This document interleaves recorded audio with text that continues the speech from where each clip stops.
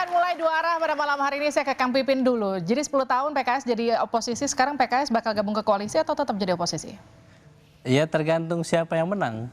Atau tergantung siapa yang nawar? Bagaimana Pilpres belum selesai ketika kita mengajukan gugatan ke Mahkamah Konstitusi. Apalagi kalau kita lihat saat ini banyak proses di MK ada menguntungkan gugatan 01 dan 03. Jadi bagi kami ada potensi dua gugatan. Salah satu gugatan yang kami ajukan ke MK bisa dikabulkan. Kalau itu terjadi maka peta politik akan berubah. Mungkin kita belum bicara masalah koalisi. Tetapi untuk menjawab tadi pertanyaan Mbak Livi, maka kami harus sampaikan bahwa bagi PKS berada dalam atau di luar pemerintahan sama saja. Musyawarah Majelis Syuro beberapa pekan lalu sudah menyampaikan bahwa fokus kita memang ke MK dan mengajukan hak angket. Adapun kalau kita berkaca dari sebelumnya, tadi yang disampaikan oleh Habib Sekjen, bahwa ketika 10 tahun, kemudian 5 tahun yang lalu, kami memutuskan berada di luar pemerintahan. Kenapa itu dilakukan? Yang pertama karena kepantasan demokrasi. Bagi kami memang aneh kalau di negara demokrasi tidak oposisi. Waktu itu memang 2014, 2019 PKS kalah. Maka kami secara sadar untuk berada di luar pemerintahan. Yang kedua, ini yang paling penting adalah kami ingin memberikan pembelajaran politik bagi rakyat Indonesia. Dalam kompetisi selalu ada kalah dan menang. Dan ketika kita kalah, maka sudah sewajarnya pilihan untuk menjadi oposisi itu dilakukan. Dan yang ketiga, yang tak kalah penting adalah kami ingin mengawal aspirasi rakyat. Ketika ada misalnya kita kalah, kemudian ada pemerintahan, maka terkadang pemerintahan itu terlalu dominan. Kebijakannya dirasa bahwa semuanya itu untuk kepentingan rakyat, tetapi banyak rakyat sebetulnya menolak kebijakan itu. Misal, contoh, kenaikan harga BBM, pembangunan IKN, Undang-Undang Cipta Kerja. Waktu itu banyak rakyat yang menolak kebijakan itu. Dan PKS sebagai oposisi tidak punya kerangkeng atau tersandra oleh kebijakan koalisi, bisa lantang untuk memperjuangkan aspirasi rakyat dengan menolak. Waktu itu kan yang memimpin Jokowi dengan partai mayoritasnya PDI Perjuangan, yang memang kalau saya bisa ngomong nggak cocok sama PKS. Tapi kalau sekarang yang mimpin nih kalau jadi kan Pak Prabowo, yang orang 2 periode pencalonan Pilpres 2014-2019 diusung PKS. Ya tentu itu menjadi salah satu pertimbangan nanti ya. Saya kira setelah keputusan MK akan menjadi pertimbangan juga. Tetapi bagi kami saat ini Pilpres belum selesai. Artinya masih ada kemungkinan ya? Jadi bagi kami saat ini terus berjuang sampai maksimal untuk memperjuangkan keadilan di Mahkamah Konstitusi dan hak angket di DPR. Baik. Kalau PDIP gimana Bang Deddy? Apa itu? Soal oposisi dan koalisi. Pertama yang tadi sering diucapkan soal rekonsiliasi. Saya kira kata itu tidak cocok kita pakai. Kenapa? Karena proses pergantian kepemimpinan itu kita lakukan setiap 5 tahun. Jadi ini adalah proses biasa, prosedural, konstitusional untuk kita menilai atau mencari pemimpin baru. Jadi ini kontestasi biasa. Jangan dianggap ada perpecahan, ada apa namanya ini saling berkelahi sehingga butuh rekonsiliasi. Itu kan kita jangan biasakan apa namanya menganggap pemilu ini adalah urusan hidup mati ini. Sehingga akhirnya ini kan berpengaruh sampai ke tingkat bawah. Hari ini masih cakar-cakaran di media sosial. Itu biasa, setiap 5 tahun kita pemilu. Yang kedua soal oposisi. Di negara presidensial kita tidak mengenal yang namanya oposisi. Yang kita kenal itu berada di dalam atau di luar pemerintahan. Itu kan pilihan strategis saja kalau menurut saya. Karena yang ada di dalam atau di luar pemerintahan pun kan itu patokannya sama-sama RPJMN. Kan kira seperti itu. Patokannya sama-sama Undang-Undang Dasar 1945. Patokannya sama, Pancasila dan sebagainya.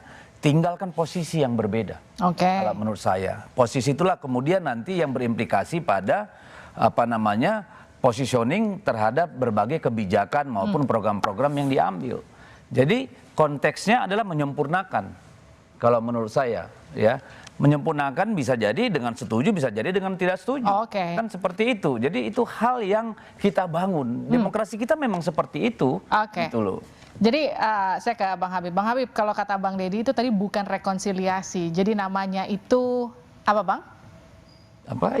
kontestasi. Kontestasi, jadi bukan rekonsiliasi. Jadi kalau ada hubungan antara Pak Prabowo dengan Bu Mega yang katanya mau ketemu, itu namanya bukan rekonsiliasi. Ya, saya sepakat ya secara garis besar dengan yang disampaikan Bung Pipin maupun Bung Deddy Sitorus ya. Dan menangkap semangat beliau berdua ini benar-benar persaudaraan ya. Kalau PKS, terwabil khusus PKS, Pak Prabowo jadi hari ini setidaknya menurut quick count dan penetapan KPU itu berkat andil dan doa Kang Pipin dan kawan-kawan juga di 2014-2019 baru terijabah doanya hari ini gitu kan. Ini ngerayu nih ceritanya ya? Ini kan mengungkap fakta. Ya kan? Nggak ada Prabowo hari ini tanpa andil PKS, tanpa andil Bang Pipin. Dulu beliau ini jubir Prabowo Sandi, ya kan ya, di 2014 dan 2019. Karena ini kan kita bicara dialektika, bicara sebuah proses, nggak ujuk-ujuk ada kejadian 2019. Begitu juga PDI Perjuangan, benar disampaikan Bung Deddy Sitorus, persahabatan Bu Mega dengan Pak Prabowo itu panjang ceritanya. Walaupun dalam berbagai kontestasi kadang-kadang kita sama dalam konteks teknis kontestasi ya, mengusung calon yang sama atau berbeda kadang-kadang, tapi frekuensi pola pikir kebangsaan dua tokoh itu sama persis. Ya, Pak Prabowo itu pengagum ayahnya Bu Mega, Bung Karno. Pak Prabowo juga sangat erat ya, sangat terinspirasi dengan apa yang menjadi ideologi PDI Perjuangan. Kami ini kan ibarat muridnya PDI Perjuangan. Beliau kan berapa belas tahun lebih dahulu daripada Partai Gerindra. Dalam konteks pembangunan partai kami terus terang banyak mengacu, banyak menjadikan PDI Perjuangan sebagai contoh.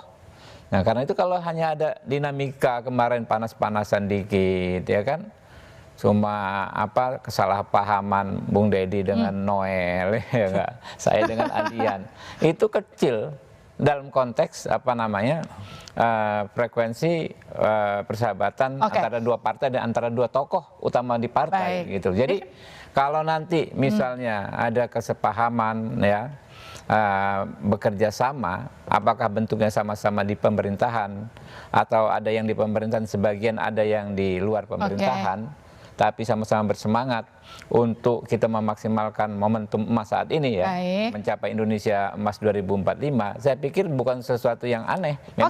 Memang seperti itulah yang harus terjadi. Saya ke Bang Adi. Bang Adi, ini kan kalau dengar kalimatnya Bang Habib hari ini teduh kali ya.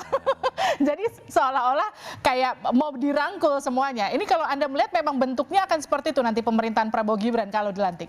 Ya, saya kira dua hal. Kalau kita menggunakan perspektifnya Dan Slater, dalam sistem presidensialisme multipartai ekstrim seperti di Indonesia, ada kecenderungan elit penguasa yang memenangkan pertarungan politik secara subjektif, ingin merangkul pihak-pihak yang kalah secara politik. Prabowo Subianto saya kira berulang kali mengatakan bahwa setelah Pilpres usai, andai nanti ditetapkan sebagai pemenang dan kemudian dilantik, akan merangkul semua pihak yang selama ini berkontestasi berseberangan secara politik. Artinya apa? Secara subjektif sebagai elit di negara ini, Prabowo punya intensi bahwa kompetisi itu hanya sesaat, tapi setelah itu kemudian akan saling berangkulan. Yang kedua, dalam konteks dalam sistem presidensialisme multipartai, kalau kita menggunakan teorinya Arjen Liphardt misalnya atau Scott Mainwaring, memang kalau kita melihat kecenderungan secara umum, koalisinya Bang Habib per hari ini itu belum sampai 50% plus 1, terutama kekuatan politiknya di parlemen. Kalau dihitung rata-rata, 4 partai itu hanya sekitar 41%. Oleh karena itu, tentu kubu pemenang nanti, yaitu Gerindra dan 3 partai yang lain, tak nyaman kalau kemudian semua kebijakan politiknya itu akan mendapatkan resistensi dan perlawanan politik dari koalisi 1 dan 3. Jadi kebutuhan inilah yang sepertinya membuat kenapa malam hari ini Bang Habib dalam suasana jelang Ramadan atau Ramadan kemudian agak baik-baik ngomongnya. Beda dengan waktu yang lalu, sangat agresif menyerang 1 dan 3. Begitupun 3 dan 1, agresif menyerang kubu dan 2. Ada kecenderungan bahwa sebenarnya sebagai pemenang ini tidak bisa kemudian mengintensi bahwa hitam putih, kalah itu harus oposisi, menang itu harus jadi penguasa. Ini yang tidak akan mungkin terjadi dalam kita. Oleh karena itu kalau kita membaca statement-statement elit-elit Gerindra, ada kecenderungan memang untuk merangkul pihak-pihak yang kalah. Dan pada saat yang bersamaan ya, saya belum mendengarkan statement yang tegas, khususnya dari PKS. Kalau memang tegas ingin jadi oposisi di 2024 ini, apapun yang terjadi di MK, putusan akhirnya PKS akan tetap istiqomah, tegak lurus menjadi oposisi atau di luar kekuasaan. Itu tidak pernah kita dengar. Tapi kan Bang Pipin ngayun statement-statementnya, ada kemungkinan, ada pertimbangan, karena 10 tahun sempat bekerja sama. Dan apalagi disampaikan oleh Bang Habib, ada doa-doa PKS yang kemudian istijabah di 2024. Manis ya. Iya, Bang Deddy juga begitu. Bang Deddy juga tidak terlampau agresif seperti sebelumnya, mengatakan bahwa apapun yang terjadi di MK, PDIP akan terus istiqomah berada di luar kekuasaan, memperkuat demokrasi menjadi oposisi. Ini harus diralat. Sebenarnya itu yang sebenarnya ingin kita tunggu. Mungkin kalau katakanlah keputusan MK mendiskualifikasi baik 02 atau cawapresnya, masa kita berada di oposisi? Berarti kalau keputusan MK itu memenangkan, menerima gugatan kami, berarti pertarungannya tinggal 01 dan 03. Jadi kami harus mempertimbangkan itu, Bang Adi. Ketika nanti keputusannya 0103 dan kemudian Allah takdirkan 01 menang, katakanlah, karena melihat dari yang kemarin misalnya, kan kami nggak mungkin berada di luar pemerintahan. Ini maaf saya potong, artinya menunggu putusan MK atau menunggu tawaran resmi dari Prabowo? Nanti jawabnya usah jeda di dua arah. Pertanyaannya benar nungguin MK atau nungguin pinangan resmi Pak Prabowo? Nunggu keputusan MK. Jadi bagi kami keputusan MK ini adalah keputusan yang sangat penting untuk melihat apakah Pilpres ini gugatan kami diterima atau ditolak. Baru setelah itu kami akan memutuskan bagaimana langkah politik selanjutnya 5 tahun ke depan PKS. Saya ke Bang Deddy. Kalau Bang Deddy ini sebenarnya PDIP ini masih strict akan ada di oposisi ataukah sebetulnya masih menunggu pertemuan antara Pak Prabowo dan Bu Mega, hasilnya nanti akan seperti apa? Tapi sebelum dijawab, saya akan putarkan dulu SOT-nya. Insya Allah. Memang sudah ada rencana untuk bertemu dengan Pak Prabowo? Insya Allah. Bukanlah hal yang mustahil ya beliau berdua bertemu dalam waktu dekat, mengingat hubungan keduanya sangat amat baik. Ya. Jadi gimana Bang Deddy? Ya, saya kira PDI Perjuangan menganggap bahwa tahapan pemilu belum selesai. Sehingga belum waktunya kita bicara soal posisi, apakah di dalam atau di luar pemerintahan. Apalagi saya makin gak pantas lagi karena pimpinan partai dalam hal ini Bu Mega kan belum juga bersuara. Jadi kan mendahului namanya kalau saya bisa mengatakan kami akan di dalam atau di luar ya. Karena kan proses di MK itu kita lihat ada perkembangan yang menarik dalam artian kami mengarahkan seluruh energi ke sana dulu. Dan kalau kelihatan sekarang saya tidak berapi-api seperti yang disampaikan oleh Bung Adi ya semata-mata karena lapar Mas. Ya, tadi kena macet juga gitu. Dan saya kira cukuplah ya kita serahkan dulu proses ini pada MK. Kita berhenti teriak-teriak dan saling bernada tinggi gitu ya. Karena situasi kita juga sedang tidak baik. Kita tahu dolar sekarang hampir 16.000 Pak. Ya, kita juga tahu bagaimana sekarang cash dry out di bawah itu. Cukuplah politik dipanasin oleh para buzzer-buzzer bayaran di media sosial. Kita di elit ini ya memang harus mendorong situasi yang lebih kondusif, apalagi ini kan bulan Ramadan ya, Bang Habib ya. Jadi saya kira itu saja, tidak ada urusan itu. Pada waktunya PDI Perjuangan akan menentukan sikap. Ya. Dan artinya masih menunggu pertemuan Bu Mega dan Pak Prabowo ya? Tadi makanya dari awal fundamentalnya saya katakan bahwa 5 tahunan itu adalah agenda konstitusional yang rutin kita ambil. PDI Perjuangan pernah di dalam pemerintahan bahkan menjadi pemerintah. PDI Perjuangan pernah 10 tahun di dalam pemerintahan tapi nggak berkuasa kan begitu nih. Kita juga pernah di luar pemerintahan selama Pak SBY. Genetika PDI Perjuangan bisa dilihat, rekam jejak sejarah bisa dilihat, tetapi untuk berbicara soal masa depan sabar Bang Adi. Sabar, Sabar, ada waktunya. Saya ke Bang Habib deh. Bang Habib, kalau tadi kan kata Bang Adi gini, ini karena di parlemen kalau nanti dilantik kursinya masih kurang 50+1 untuk menguasai parlemen. Jadi itu yang membuat akhirnya koalisi Prabowo Gibran ini berusaha untuk merangkul semua. Benar nggak Habib? Ya mungkin saja ya, masuk akal juga apa yang disampaikan oleh Pak Adi Praitno, tapi ada sesuatu yang lebih besar ya. Ada sesuatu yang lebih ideologis, ada yang sesuatu yang lebih prinsip. yang memang menjadi semangat Pak Prabowo dan Koalisi Indonesia Maju sejak awal, bahwa kami ini kan ingin merangkul, bahwa ini kita negara besar ya. Kalau misalnya, kalau toh banyak partai-partai yang bergabung dalam pemerintahan mendatang, kami tidak membahasakannya sebagai koalisi gemuk. Terminologinya koalisi besar, sesuai dengan negara kita yang besar, sesuai dengan target-target kita yang besar, sesuai dengan persoalan yang ada di depan mata kita yang besar. Ya, makanya kita melibatkan sebanyak mungkin elemen bangsa ini. Tapi kalau dipertanyakan, ya, jadi, koalisi besar, apa kabar dengan demokrasi kita nanti? Ya, makanya praktek-praktek di negara lain, ya, belum tentu sama plek-ketiplek bisa kita jangkaukan di Indonesia.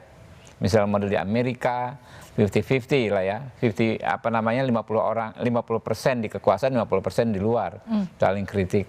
Tapi ada praktik juga di negara lain yang single party ya, kayak di Singapura, kayak di China, mungkin juga di Rusia.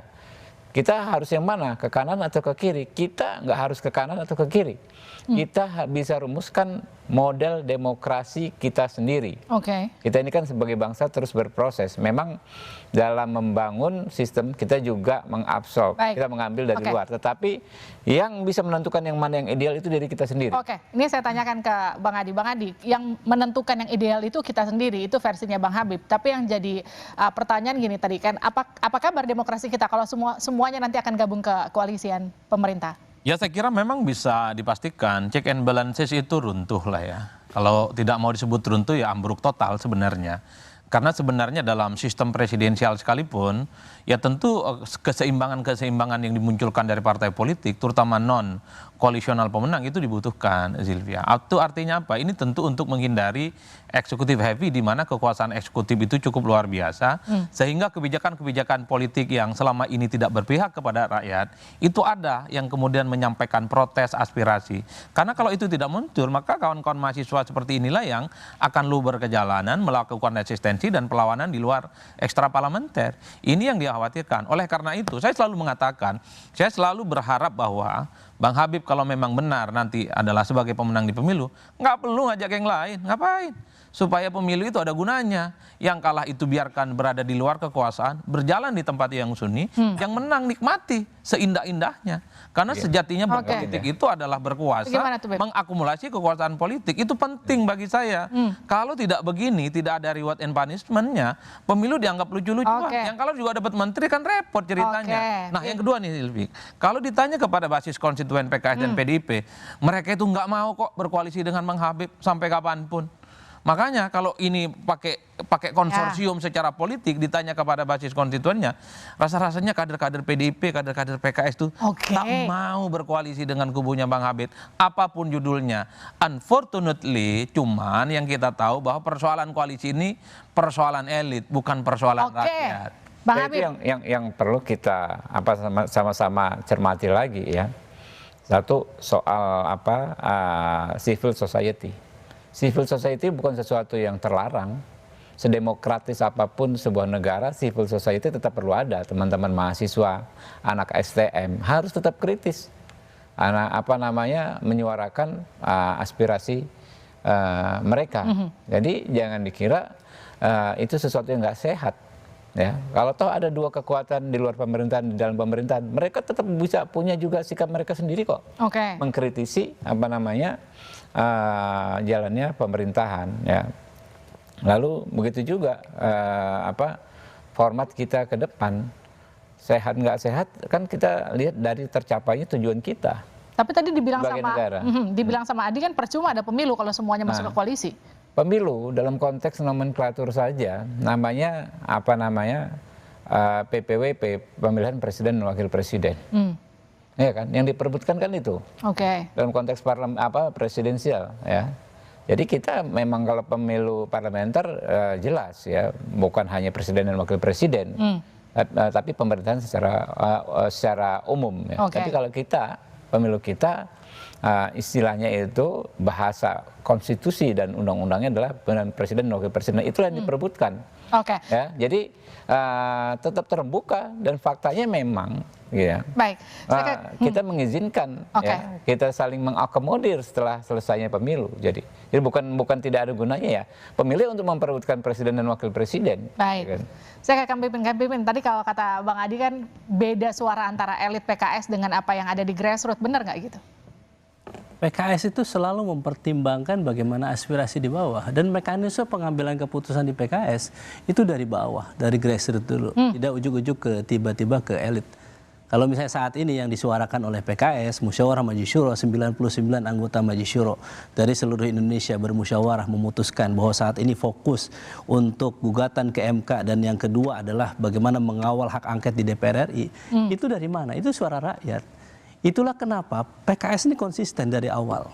Siapa 2014 presidennya, kemudian 2019 presiden, saat ini 2024 siapa presidennya, dan apa sikap setelah Pilpres dilakukan. Inilah yang kita selalu katakan sebagai partai Islam yang modern, kita melihat bahwa aspirasi rakyat ini menjadi perhatian bagi kita. Kenapa kalau kata Bang Adi tadi, kenapa nggak langsung diputuskan aja dari awal, nggak harus nunggu putusan MK? Oposisi atau masuk ke koalisi dari awal? Nanti dijawab saja dari luar. 15 dari 58%, maka kita kontribusi 25%, Pak Bu. Jadi kalau 25%, kalau bagi-bagi ya banyak-banyak sedikit boleh lah. Kalau yang kita sebut 5 itu minimalis. Jadi nanti Pak Zulkifli Hasan dan Pak Hatta akan mungkin kaget, ya kan, dalam menyusun atau mengajukan mungkin yang diminta X, mungkin yang dikasih bisa lebih dari X. Saya sendiri memang pernah diminta oleh beliau untuk mempersiapkan kader-kader terbaik Partai Demokrat untuk membantu beliau di kabinet. Kita lanjut dua arah. Gimana Bang? Udah mulai atur-atur kursi menteri ya Bang? Ya, saya pikir persoalan komposisi kabinet, struktur kabinet, ya tentu sudah mulai dibicarakan oleh Pak Prabowo dan sahabat-sahabatnya, ketua-ketua umum partai politik, ya. Tapi fixnya mungkin nanti ya pelan-pelan setelah MK ini selesai dulu, ya sudah mulai situasi tenang, barulah bisa kita lihat secara teknis ya. Karena kan tentu intensi ya atau nawaitunya Pak Prabowo, ikhtiarnya Pak Prabowo juga merangkul teman-teman yang saat ini belum ada di koalisi gitu. Oke, saya ke Bang Adi. Bang Adi, kalau tadi kita lihat SOT-nya kan belum apa-apa, partai-partai udah pada mention nih yang ada di dalam. Mereka kenapa sebenarnya ketakutan kalau partai yang di luar itu masuk ke koalisi jatah kursinya kurang? Ya, saya kira memang koalisi mayoritas atau koalisi gemuk yang diinginkan oleh Bang Habib misalnya, ini kan akan mengganggu ritme komposisi postur kabinet yang akan didapatkan oleh paslon-paslon pendukungnya Prabowo dan Gibran. Karena apapun sedikit banyak itu akan mengurangi jatah komposisi mereka dengan mengakomodasi pihak-pihak yang lain. Kalau saya selalu mengatakan Golkar, kemudian PAN dan Demokrat, mintalah menteri yang sebanyak-banyaknya. Jangan keburu mikir yang lain yang memang tidak pernah punya investasi kemenangan di Pilpres. Jangan sibuk mikirin yang kalah, pikirkan dulu yang ada di dalam. Baru kemudian bicara tentang kira-kira apa komposisi di dalam.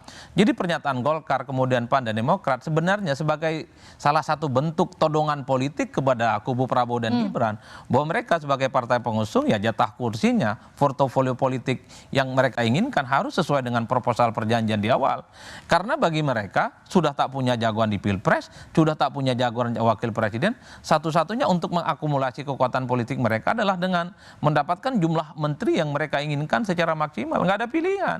Itulah yang kemudian sebenarnya mengkonfirmasi bahwa secara alamiah partai-partai pendukung nomor 2, kalau ada partai lain di luar mereka nggak happy. Bagaimana mungkin happy?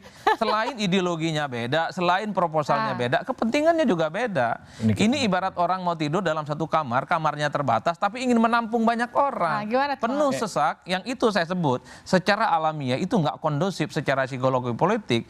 Jadi kalau Golkar kemudian menyebut 5 menteri, kemudian Demokrat dan PAN juga memperkuat barisan politik mereka sebagai bentuk bahwa mereka gelisah juga, takut-takut jatah dan portofolio keinginan menteri mereka kemudian akan didistribusikan kepada partai-partai di luar kubu nomor 2. Kan ini alamiah saja dalam politik. Artinya apa? Sebagai partai pengusung nomor 2 wajar dong kalau minta menteri, kalau minta jatah banyak. Yang nggak wajar itu yang ditawarkan mereka yang juga kalah. Yang nggak wajar itu yang kalah pun juga diajak. Ini agak aneh memang dalam politik kita. Ya jadi gini, teman-teman di Koalisi Indonesia Maju, bahkan teman-teman yang pernah berkoalisi dengan kami paham betul kalau Pak Prabowo itu orang yang sangat lihai dalam berbagi, istilahnya begitu. Ya, kadang-kadang ada yang minta sejumlah misalnya 5, dapatnya 8, gitu kan. Banyak sekali seperti dan ini testimoni disampaikan oleh teman-teman sendiri, baik politisi maupun sejak Pak Prabowo ada di militer ya, dunia militer. Sehingga saya yakin dan percaya teman-teman tuh nggak ada kekhawatiran sebagaimana disampaikan Bung Adi Prayitno, ya pastilah tidak akan ada ya rekan-rekan di Koalisi Indonesia Maju yang dikecewakan. Baik. Kedua ini, Livi, yang lebih penting lagi bahwa kita berkoalisi untuk memenangkan kontestasi pilpres memang penting. Kerja-kerja tentu harus dihargai. Tetapi ada juga yang penting ke depan. Setelah kekuasaan ada di kita, bagaimana kita sama-sama sebagai bangsa mencapai target ya bangsa ini ya. Bagaimana menjalankan pemerintahan sehingga target-target kita bisa tercapai. Indonesia Emas 2045 itu kan bukan hal yang gampang. Dan harus dipikul bersama-sama tugas seperti itu. Kalau tadi Abang bilang lihai dalam berbagi, itu kira-kira porsi PDIP sebagai partai yang pileknya ada di nomor 1, itu porsinya akan seberapa besar, Bang? Yang jelas ya, ketika nanti misalnya ada partai lain di luar Koalisi Indonesia Maju yang masuk ke pemerintahan, yang jelas satu yang saya dapat pastikan tidak akan ada yang kecewa ya di Koalisi Indonesia Maju sekarang. Yang kedua, yang masuk pun tidak akan ada yang kecewa. Kenapa, Livi? Negara kita ini negara besar, ya kan ya, bukan ini banyak. Kalau dalam konteks kami bukan soal bagi-bagi jabatan atau kekuasaan, tapi bagi-bagi tugas. Banyak sekali tugas yang bisa kita sharing ya, ke teman-teman gitu. Saya ke Bang Deddy. Bang Deddy, kalau pada akhirnya pun nggak tergoda dan masuk ke koalisinya Pak Prabowo, artinya jadi oposisi, modalnya cukup kuat nggak untuk melawan pemerintahan di DPR nanti? Nah itu lagi kan konteksnya apa melawan gitu kan. Saya kadang gini, kita ini melompat terlalu jauh. Tadi dari awal saya sudah katakan bahwa kita masih menunggu proses di MK. Yang kita nggak tahu hasilnya. Apakah MK itu benar-benar menjadi tempat kita menyandarkan nasib demokrasi bangsa ini, kewarasan pengelolaan kekuasaan, kan kita masih harus tunggu ya. Dan saya juga sudah sebutkan genetika PDI Perjuangan siap dimanapun ya. Dan kalau saya pribadi berpendapat, negara di dunia ini yang semua partai masuk dalam pemerintahan itu cuma ada di negara otoriter maupun negara komunis. Ya jadi di luar itu nggak ada setahu saya. Selalu pasti ada yang di dalam, ada yang di luar. Dan itu hal yang lumrah saja kalau menurut saya. Karena apa? Karena kekuasaan itu juga harus diawasi, harus dijaga, harus diseimbangkan. Jadi malah kita berharap nih kalau memang nanti akhirnya memang yang ditetapkan oleh MK adalah Pak Prabowo dan Gibran, kita terima itu, ya mari kita lihat mana partai-partai yang memang mau membuat penyelenggaraan kekuasaan itu benar-benar berimbang. Bukan berarti membajak atau menyandera atau menghalangi, enggak. Karena apa? Kita harus belajar. Demokrasi kita kali ini itu luar biasa terpuruknya. Jadi memang butuh kewarasan dan keberanian untuk tidak menikmati kekuasaan seperti orang lapar. Karena kalau itu yang terjadi, maka demokrasi kita tidak pernah akan kembali. Apa yang kita alami pada 2024 ini adalah pengulangan awal Orde Baru tahun 1971. Yang berbeda cuma peluru sama kasus hukum. Berulang-ulang saya harus sebutkan itu. Maka dari sanalah kita mulai bicara gitu loh. Saya ke Bang Pipin. Bang Pipin, banyak orang yang menilai gini, 2014, 2019 mengusung Pak Prabowo, kemudian di 2024 sekiranya sekalinya nggak ngusung tahu-tahu nggak jadi, ini PKS apakah yakin akan ada di oposisi? Atau sebenarnya sekarang lagi naikin tawaran menteri? Nah, sampai saat ini kami harus sampaikan ya bahwa kalau saya tadi setuju ya Bang Habib ya, jadi ojok ke susu. saya kira udah mewacanakan bagi-bagi kursi di saat ini pertarungan di MK juga luar biasa, apalagi Mahkamah juga meng-ACC untuk mengundang 4 menteri hadir di sidang gugatan kami. Dan kemudian ada pernyataan Ketua KPU juga yang cenderung bisa menjadi bahan untuk hak angket ke depan. Jadi bagi kami memang fokus di Mahkamah Konstitusi itu akan lebih baik ya. Bagaimana rakyat ingin keadilan, proses ini belum selesai. Tentu saya kira kalau didengar para pendukung 01 dan pendukung PKS, yang ingin didengarkan apa sih? Sikap tegas kami. Tapi gini, bagaimana kami memang mengawal agar keputusan di MK ini memberikan rasa keadilan bagi kami. Yang kedua, terkait dengan koalisi. Ya secara rasional memang kalau kita melihat 2014, 2019 kami memang mendukung Pak Prabowo waktu itu. Tetapi 2024 sudah berbeda. Jadi kami sudah punya Pak Anies Baswedan dan Gus Muhaimin sebagai calon presiden dan calon wakil presiden. Tapi artinya gini, Kang Pipin, kalau semuanya dirangkul masuk ke koalisi pemerintahnya Prabowo Gibran, kalau nanti udah dilantik, apakah PKS siap ditinggal sendiri jadi oposisi? Nanti dijawabnya sejadah di 2. Bersama kami di 2 arah. Saya langsung ke Kang Pipin. Kang Pipin, jadi kalau semua partai akhirnya berkoalisi sama Prabowo Gibran, PKS yakin siap ditinggal sendiri?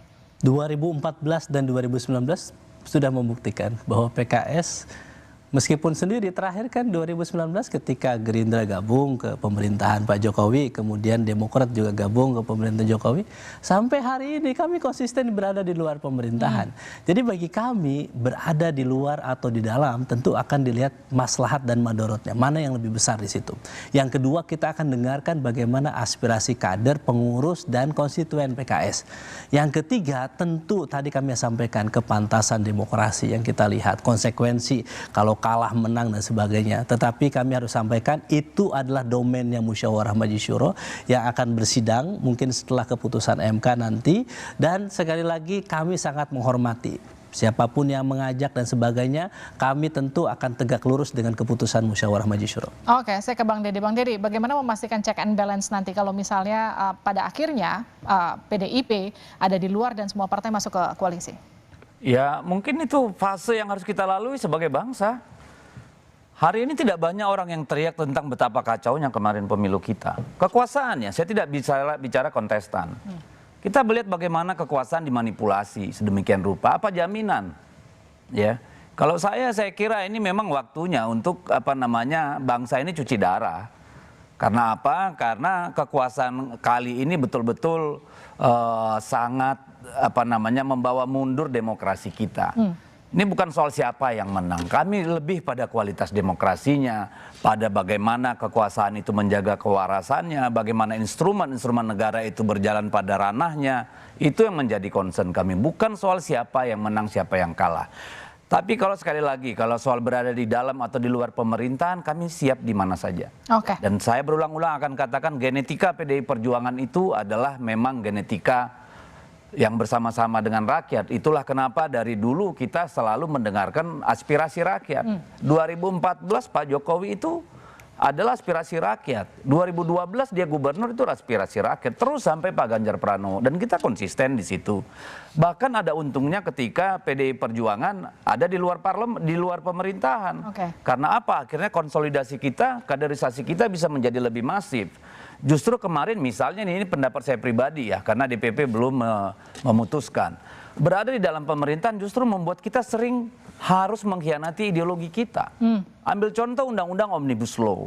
Itu di dalam menimbulkan perpecahan, bukan perpecahan, tapi adu pendapat yang cukup tajam di kita. Karena Omnibus Law itu benar-benar sebenarnya berpihak kepada investasi dan pengusaha. Demikian juga Undang-Undang Minerba yang lain. Proyek-proyek yang sebenarnya terlalu ambisius dan tidak tepat waktunya. Hal-hal seperti ini kan kadang-kadang jadi pembelajaran pada kita. Jadi nanti silakan pimpinan partai, nanti tentu ada proses dari bawah, dari anak ranting, kemudian sampai di kecamatan, kabupaten, provinsi, sampai di tingkat nasional kita akan bicarakan itu. Dan itu akan menjadi bahan bagi Ibu Megawati sebagai yang diberikan hak prerogatif oleh para peserta kongres untuk memutuskan kemana arah partai itu. Jadi kita sabar dulu, jangan desak kita juga sekarang harus bicara itu karena tahapan pemilu belum selesai. Oke, Bang Habib, kalau tadi kata Bang Deddy sabar dulu, yang jadi pertanyaan gini, seberapa butuh emang sebetulnya koalisi Prabowo Gibran untuk merangkul koalisi-koalisi di luar Indonesia Maju? Ya, kan tadi saya bilang itu kan persoalan prinsip dan ideologis, bahwa kita memang perlu kebersamaan ya, mencapai tujuan besar kita bersama. Tapi itu kan opsi, ya, opsi tentu kita tidak akan menjadikan sebuah paksaan ke rekan-rekan. Rekan-rekan kan punya dinamika juga di internal institusi masing-masing. Ya, apakah secara teknis bisa bergabung dalam pemerintahan itu alhamdulillah banget. Tetapi kalau tidak bisa, dia kan tentu bisa menyampaikan prinsip dan check and balance ya di luar pemerintahan, tapi tetap dengan semangat ya, seperti disampaikan Pak Hasto.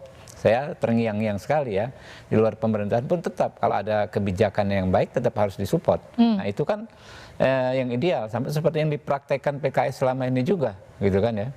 Kita nggak bisa juga paksa misalnya teman-teman PKS harus dalam pemerintahan, tapi ketika beliau ya mereka di luar pemerintahan maksimal juga ya menjadi oposisi yang supporting ya, oposisi yang tidak asal beda, oposisi yang tidak asal tolak. Tapi saya mau ngomong ya satu hal terkait tadi relasi antara elit dengan grassroots ya. Elit ini kan mestinya pelopor, mestinya kan vanguard karena dia pasti lebih paham detail pentingnya persatuan, pentingnya kebersamaan ini ya kan ya. Kalau rakyat kan tentu masih ada soal emosi sana sini, sehingga kan sampai sekarang elit kita sudah banyak komunikasi baik di level grassroots, masih cakar-cakaran. Nah kita kan bisa juga berkomunikasi dengan grassroots masing-masing sambil kita mengedukasi ya, bahwa kita perlu format yang ideal ya. Bagaimana persatuan, kebersamaan itu didorong supaya kita lebih produktif sebagai bangsa. Kita butuh format yang ideal. Nah, format ideal koalisi pemerintah itu sebaiknya seperti apa, Bang Adi? Yang ideal tentu yang kalah dalam pemilu dia tidak diajak dalam koalisi.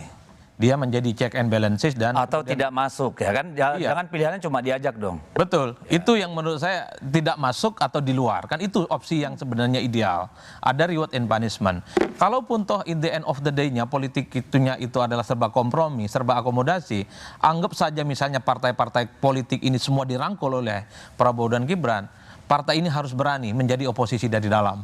Jadi kalau ada isu-isu dan kebijakan-kebijakan politik pemerintah yang tidak pro terhadap rakyat, harus berani nyalak dari dalam. Itu pernah terjadi pada zamannya SBY, periode kedua, di mana PKS, Golkar itu menolak kenaikan BBM, sementara SBY sebagai presiden saat itu menaikkan harga-harga BBM, TDL yang mendapatkan resistensi dari dalam. Kalau itu yang terjadi, saya kira nggak masalah. Intinya apa? Setiap isu yang tidak pro rakyat, kawan-kawan yang bergabung di dalamnya, jangan pernah berdiam diri, karena ini soal bagaimana kepentingan rakyat ke depan. Baik, kekuasaan memang menggiurkan, polarisasi saat kontestasi seketika cair, saat penguasa mampu mengakomodasi keinginan partai oposisi. Lalu bagaimana check and balance akan berfungsi jika semua partai melebur dalam satu gerbong koalisi? Koalisi besar bisa saja terjadi, tapi pasti demokrasi harus terus dijaga di tengah partai yang masih gampang menentukan pilihan, jadi koalisi atau jadi oposisi ya. Demikian Dua Arah malam ini, saya Liviana Charlisa, terima kasih, sampai jumpa.